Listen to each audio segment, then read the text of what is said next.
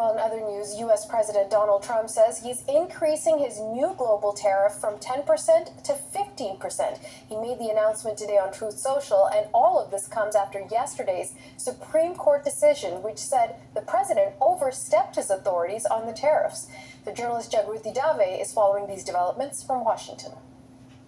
Yeah, the US president is clearly very angry with the Supreme Court. In a Truth Social post, he wrote, based on a thorough, detailed and complete review of the ridiculous, poorly written and extraordinarily anti-American decision on tariffs issued yesterday.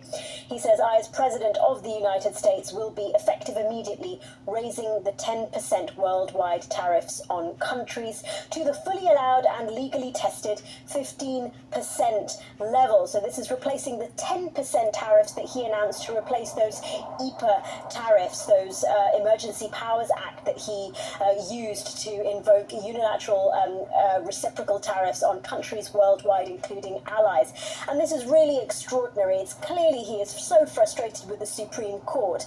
Now, these tariffs, these legally tested tariffs, what he can do is the maximum is 15%. That is the maximum he can do, and they last for 150 days. If he wants to extend them, Congress needs to do that. So there are limitations to these tariffs that were not in place on the previous tariffs, and this is an executive order that he signed under Section 122 of the Trade Act of 1974. And these narrow parameters mean that some of the justifications that he used to levy those previous tariffs no longer remain. So things like the trade deficit is a reason why he can leverage tariffs. Now, crucially, the goods under the USMC, the kind of US, Canada, Mexico trade agreement, are not applicable in these, but also there are sectoral tariffs that already exist which are untouched. So things like goods like lumber, like car parts, like steel, aluminium, tariffs on those products still remain for Canada.